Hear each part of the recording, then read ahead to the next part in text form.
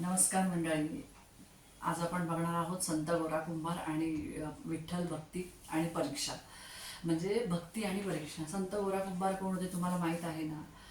आपण इतिहासामध्ये त्यांचं नाव आपण ऐकतो आणि सगळ्यांना माहिती आहे संत गोरा कुंभार हा कोण होता, त्याने काय सहन केलंय, त्याने भक्ती कशी केली विठ्ठलाची, तुम्हाला सगळ्यांना माहीत आहे. चला आपण जाणून घेऊया या कथेमध्ये. एवढं एवढं त्याने दुःख सहन करून, एवढी मोठी भक्ती करूनही विठ्ठलाचं नामस्मरण सोडलं नाही, ही फार मोठी गोष्ट आहे आयुष्यातली त्याच्या. आणि आयुष्यामध्ये त्याने कसं आयुष्य जगलं किंवा कशा संकटांना सामोरे गेला, हे सगळं आपल्याला या कथेमध्ये बघायला मिळतं. ही कथा तेवढीच मोठी आहे आणि कथा तेवढीच छान आहे, ऐकण्यासारखी आहे. चला आपण जाणून घेऊया त्याची भक्ती कशी होती विठ्ठलाप्रती, तो काय करायचा विठ्ठलाप्रती, कशी भक्ती करायचा, तो नक्की काय काम करायचा. गोरा कुंभार हा कोण होता, संत गोरा कुंभार हा कोण होता, कशा प्रकारे तो काम करत होता, त्याची भक्तीचं काय पद्धत होती, त्याने काय नक्की सहन केलंय, कशी परीक्षा दिली, जाणून घेऊ आपण या कथेमध्ये. चला. संत गोरा कुंभार हे कोण होते, तर संत गोरा कुंभार हा एक गरीब घराण्यातला एक असा साधा भोळा असा एक भक्त होता विठ्ठलाचा. म्हणजेच काय, तर महाराष्ट्रामध्ये जो वारकरी संप्रदाय आहे, या वारकरी संप्रदायातील संतांपैकी एक संत म्हणून संत गोरा कुंभार यांना मानलं जातं. ते एक साधे भोळे संत होते. त्यांना विठ्ठलाच्या भक्तीशिवाय दुसरं काहीही दिसत नसे. ते काय करायचं काम होतं, तर गोरा कुंभार म्हटलं की आपल्या लक्षात येतं की कुंभार म्हटलं की मातीची मडकी बनवणं किंवा मातीची भांडी बनवणं आणि ते विकणं आणि त्याच्यावर आपल्या आयुष्याची किंवा आपल्या रोजच्या जीवनाची गुजराण करणं, एवढंच त्याचं काम असतं. तर तसं विठ्ठलाचं कसं ह्याचं गोरा कुंभाराचं काय काम होतं की माती तुडवणं, माती तुडवून जी मातीची भांडी बनवणं, मडकी बनवणं आणि जे काही येणार तर आपला संसार चालवणं, आपल्या मुलाबाळांची पोट भरणं आणि आपल्या विठ्ठलाची भक्ती करणं, या दोनच गोष्टी त्याच्यासाठी महत्त्वाच्या होत्या. आणि तो ते आनंदाने करत होता. एकदा काय झालं की तो माती म्हणजे त्याची भक्ती एवढी अपरंपार होती विठ्ठलाप्रती, तो रोज उठला ना की आपलं काम करत असताना ना आनंदाने हसत हसत मुखात विठ्ठल विठ्ठल विठ्ठल विठ्ठल विठ्ठल विठ्ठल असं म्हणत असे. आणि त्याला म्हणताना एवढा आनंद व्हायचा ना, तो त्याचं काम म्हणजे मडकी बनवणं आणि ते विठ्ठलाचं नामस्मरण करणं, या दोघांमध्ये कधी त्याने फरक नाही केला. ते दोन्ही कामं त्याचीच आहेत आणि त्याला रोज करायचीच आहे हे त्याच्या मनामध्ये ठाम होतं. म्हणजेच काय, त्याचं कर्म हे प्रामाणिकपणे करत होतो. आणि म्हणूनच त्याच्या आजूबाजूला काय घडतं याचं त्याला काहीही भान नसायचं. आणि भान नसण्यापेक्षा म्हणायचं तर त्याला काहीही घेणं देणं नसायचं त्याचं. आजूबाजूला काय घडतंय, तो नेहमी आपलं काम करत असताना विठ्ठल विठ्ठल या भक्तीमध्ये, विठ्ठलाच्या नामामध्ये तल्लीन व्हायचा आणि विठ्ठलाची भक्ती करायचा. तर एकदा काय झालं, लोक म्हणायचे सुद्धा की हा विठ्ठलाच्या भक्तीमध्ये एवढा तल्लीन होतो की साक्षात विठ्ठलाच्या समोर आलेले आहेत, देव त्याला दर्शन दिलं देवाने, तरीही त्याचं काही कळलं नाही. आणि मग एकदा काय झालं, तर ज्यावेळेस विठ्ठल दर्शन देत होते, म्हणजे विठ्ठलाने दर्शन दिलं, विठ्ठलाने बघितलं की हा डोळे झाकून नामस्मरण करतोय विठ्ठल विठ्ठल विठ्ठल विठ्ठल, त्याला काहीही कळलेलं नाही. आणि मग त्यावेळेस विठ्ठलाने त्यांची भक्ती बघितली. आणि मग जसं आपण उदाहरणामधून एक साधं उदाहरण देते सोप्या भाषेतलं. जर एखादी आई आपला स्वयंपाक करत असताना तिला फक्त आणि फक्त किंवा काम करत असताना तिला फक्त आपल्या मुलाची काळजी असते, तसंच फक्त आणि फक्त ह्या जसं गोऱ्या कुंभाराला विठ्ठलाची आणि आपल्या कामाची काळजी, बाकी त्याच्या व्यतिरिक्त त्याला काहीही माहीत नव्हतं. फक्त त्याला माहीत होतं माझा विठ्ठल आहे आणि मी विठ्ठलाचा आहे आणि मला एक ना एक दिवस तरी विठ्ठल भेटणार, मला दर्शन देणार. फक्त त्याचं मुखामध्ये एकच नाम होतं, विठ्ठल विठ्ठल विठ्ठल विठ्ठल विठ्ठल विठ्ठल विठ्ठल विठ्ठल. आणि तो फक्त आणि फक्त विठ्ठलाचीच भक्ती करायचा.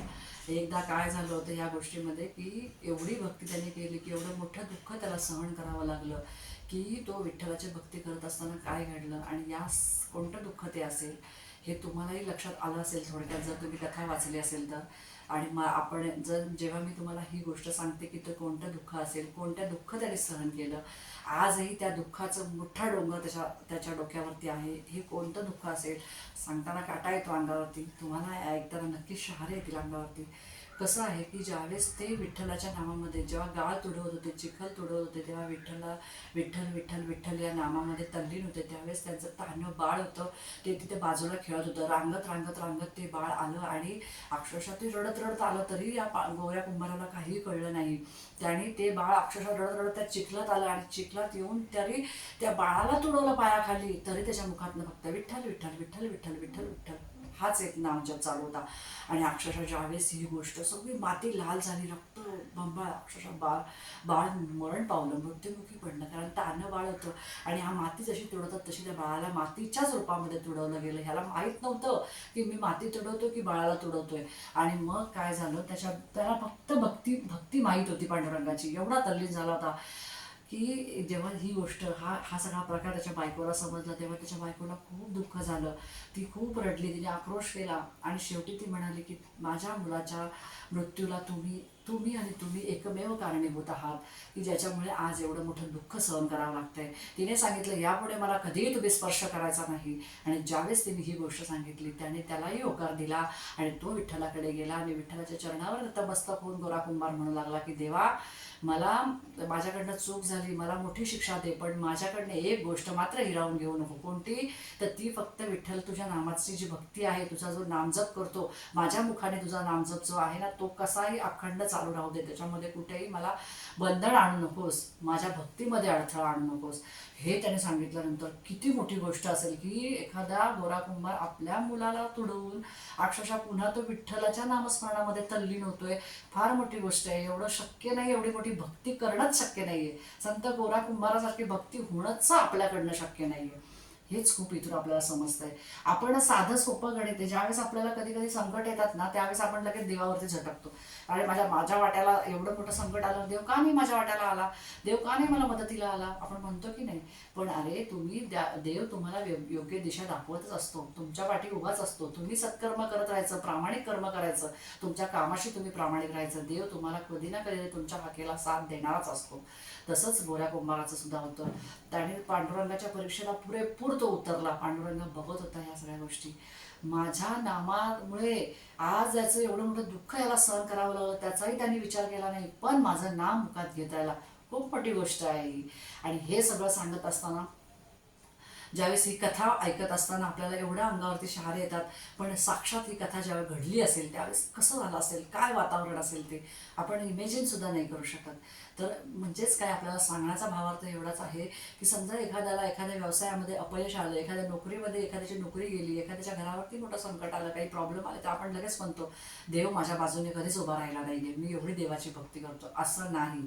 देव तुमच्या बाजूनेच उभा असतो. फक्त तो तुमच्या भक्तीची परीक्षा घेत असतो. तुम्ही कसं कर्म करताय, तुम्ही काय करताय, तुम्ही येणाऱ्या संकटांवरती पूर्णपणे त्याला संकटांना सामोरं जाताय का, तुम्ही त्याच्यावरती कठोर ताकद लावून तुम्ही संकटांना दूर करताय का, तुमच्यात तयारी आहे का, हे सगळं देव आपला बघत असतो. आणि ज्यावेळेस आपला देव हे बघत असतो ना आपल्याकडनं, त्यावेळेसच आपल्याला योग्य मार्ग दिसत असतो आणि योग्य मार्ग दाखवण्याचा कामच आपलं पांडुरंग करत असतो. जशी की त्याने गोऱ्या कुंभाराची परीक्षा घेतली आणि गोरा कुंभार हा त्याच्या परीक्षेला पूर्णपणे उतरला. जेव्हा देवावरती श्रद्धा आणि अढळ विश्वास आणि तुमची श्रद्धा आणि मनापासून जर देवावरती भक्ती असेल ना, देव कुठल्याही कोपऱ्यात असला ना तरी तो तुमच्यासाठी धावूनच येत असतो. कशी वाटली तुम्हाला गोऱ्या कुंभाराची कथा? कसं वाटलं, त्याने दुःख सहन कसं केलं, कशी त्याची कथा होती? आवडली असेल तर चॅनलला लाईक करा, शेअर करा आणि हो, चॅनलला सबस्क्राईब करायला अजिबात विसरू नका. आणि अशाच जर नवीन नवीन आध्यात्मिक कथा जर ऐकायच्या असतील तर आपल्या चॅनलबरोबर जोडून राहा. आणि अशाच नवीन नवीन कथा ऐकण्यासाठी आपल्या चॅनलला सबस्क्राईब करा, मित्रमैत्रिणींना शेअर करा. आणि जर तुम्ही पांडुरंगाचे भक्त असाल तर आपल्या कमेंटमध्ये पांडुरंगाचं रामकृष्ण हरी लिहायला अजिबात विसरू नका. पुंडलिक वरदेव हरी विठ्ठल श्री दाळदेव तुकाराम पंढरीनाथ महाराज की जय.